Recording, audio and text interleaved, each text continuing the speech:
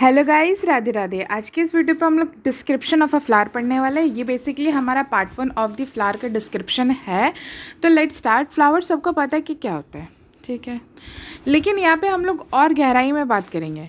सिर्फ फ्लावर के पार्ट के बारे में नहीं, उसका डिवीज़न के बारे में, उसका सिमेट्री के बारे में, और उसमें क्या क्या चीज़ें प्रेजेंट होती है, उसका पोजीशन कैसा होता है एक फ्लावर के थैलेमस में, उसका भी बात करेंगे ma'am. So it is a very important lecture. So पहला चीज़ जो है that is the flower is the reproductive unit in the angiosperm. हमको पता है कि ये एक रिप्रोडक्टिव यूनिट है और एंजियोस्पर्म में बेसिकली है क्योंकि ये बहुत बड़ा variety of range of the flowering plants consist करता है एंजियोस्पर्म, इसलिए इसको एक रिप्रोडक्टिव यूनिट कहा गया है। जब मैंने इंट्रोडक्शन ऑफ अ फ्लावर में बताया था कि पूरा का पूरा flower is not termed as a reproductive organ, only it is consisting of the stamen and the pistil, उसी के कारण उसको एक रिप्रोडक्टिव यूनिट कहा गया है। It is meant for sexual reproduction. Obviously yes, अगर उसमें मेल और फीमेल प्रेजेंट है या तो डिफरेंट फ्लावर्स में या तो सेम पर्टिकुलर फ्लावर में, तो उनमें बेसिकली रिप्रोडक्शन होगा by the sexual means, asexually तो होगा नहीं। Next is swollen end of the stalk or pedicel called the thalamus or receptacle। ये जो फ्लोरल एक्सिस रहता है उसको हम लोग क्या कहते हैं, दैट इज पेडअंकल, ठीक है, पेडअंकल, जिस फ्लोरल एक्सिस में फ्लावर ग्रो कर रहा होता है। अब हमारा एक फ्लावर अराइज हुआ कुछ इस तरीके से, ठीक है, तो ये जो पार्ट है उसको हम लोग क्या कहते हैं, पेडिसेल। अब ये जो पेडिसेल है, स्टॉक है, एंड ऑफ अ स्टॉक, ये वाला नहीं, ये वाला एंड, ठीक है, swollen end of the stalk or the pedicel called thalamus or receptacle। तो ये जो थैलेमस है, ये जब हम लोग फ्लावर देखते हैं तो उसका जो ऊपरी वाला भाग रहता है वो क्या होता है, थोड़ा सा स्वोलन होता है, और उसी को हम लोग क्या कहते हैं, थैलेमस कहते हैं और रिसेप्टिकल कहते हैं, ठीक है।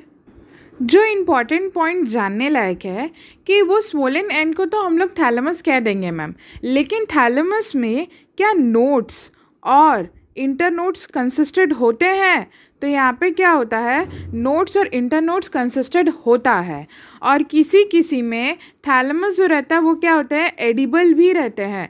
For an example, edible thalamus जो रहता है वो किस में रहता है, स्ट्रॉबेरी में रहता है, ठीक है, स्ट्रॉबेरी में रहता है एंड एप्पल में रहता है। Edible thalamus is present in strawberry and apple. अब यहाँ पे हमारा नेक्स्ट पॉइंट क्या है कि calyx and corolla are accessory organ while androecium and gynoecium are reproductive organ.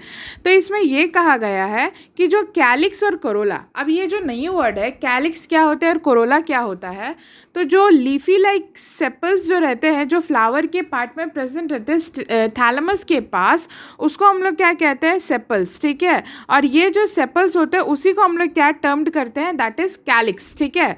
लेकिन जो हमारा जो colourful part of a flower होता है उसको हम लोग क्या कहते हैं, that is petals. Common language में भी उसको हम लोग क्या कहेंगे, पेटल्स ही कहते हैं, लेकिन उसको जनरली क्या कहा जाता है, that is corolla. So these two are the accessory organs, जो कि उसके असेसरी मीन्स को कंप्लीट करता है, लेकिन जो एंड्रोशियम और गाइनोशियम है ये याद रखिएगा, it is non accessory organ, ठीक है, इसको नॉन एसेसरी टर्म किया जाता है, और जो कैलिक्स और कोरोला उसको एसेसरी टर्म किया जाता है।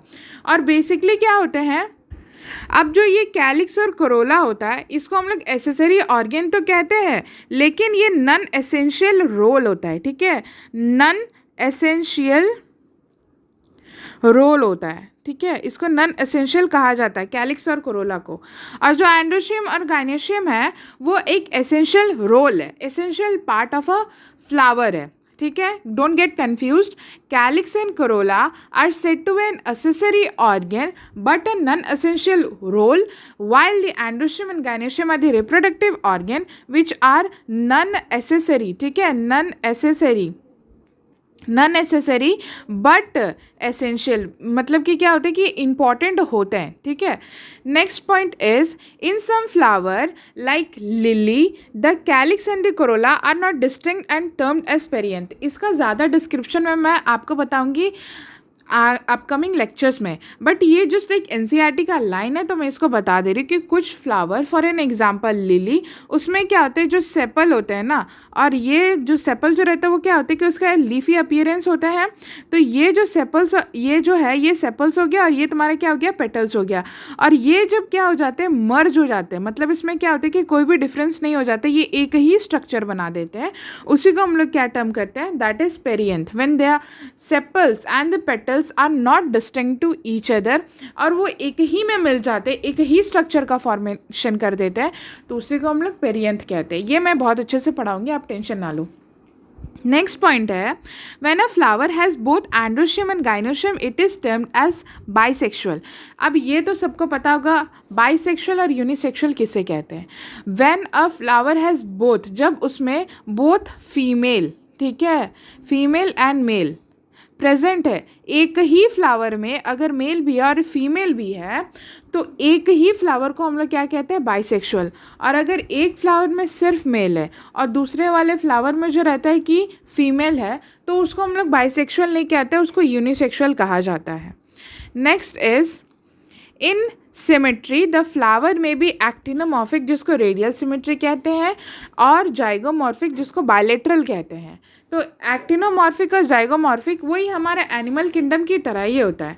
रेडियल सिमेट्री क्या होता है कि एक प्लांट है, ठीक है, या फिर एक फ्लावर ही है, उस फ्लावर को हम किसी भी प्लेन में अगर कट करते हैं, तो जब भी हम लोग किसी भी प्लेन से उसको कट करेंगे, वो हमेशा एक इक्वल स्ट्रक्चर का फॉर्मेशन ही करेगा। बीच से काटेंगे या साइड से काटेंगे, मतलब everything it has a symmetry from every plane. उसी को हम लोग क्या कहते हैं, रेडियल सिमेट्री, और उसी को हमारे प्लांट्स के टर्म्स में क्या कहा जाता है, एक्टिनोमॉर्फिक, ठीक है।